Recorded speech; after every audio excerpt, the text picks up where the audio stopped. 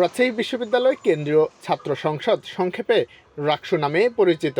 বিশ্ববিদ্যালয় থেকে সৎ, মেধাবী এবং দেশপ্রেমিক ছাত্র নেতৃত্ব তৈরির উদ্দেশ্যে ১৯৬২ সালে রাকসু প্রতিষ্ঠিত হয়। ১৯৯০ সালের পর থেকে সংগঠনটির কার্যক্রম বন্ধ রয়েছে।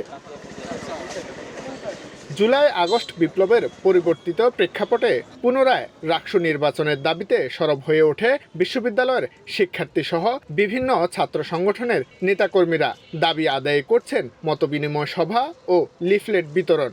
শিক্ষার্থীরা জানান, কেন্দ্রীয় ছাত্র সংসদের মাধ্যমে দলমতের ঊর্ধ্বে গিয়ে তারা নিজেদের পছন্দের নেতা নির্বাচিত করতে পারবেন, যারা বাস্তবিক অর্থে ছাত্রদের ন্যায্য অধিকার আদায়ে কাজ করবে।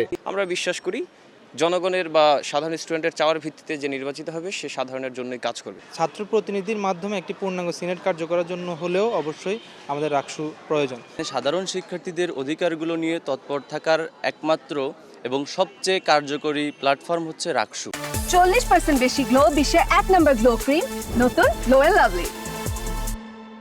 রাজশাহী বিশ্ববিদ্যালয়ের উপাচার্য পদে অধ্যাপক সালেহ হাসান নকিব দায়িত্ব গ্রহণের পরপর 5 মাসের মধ্যে রাকসু চালু করার ঘোষণা দেন। সম্প্রতি এক অনুষ্ঠানে উপাচার্য জানান, ফেব্রুয়ারি মাসের মধ্যে রাকসু নির্বাচনের একটি রোডম্যাপ উপস্থাপন করা হবে। ওই রোডম্যাপ এবং আমাদের যে কনস্টিটিউশন যেটা আমরা অ্যাডপ্ট করব তার ভিত্তিতেই এই সমস্ত ব্যাপারে সমস্ত ইনফরমেশন সবাই পেয়ে যাবে ইনশাআল্লাহ।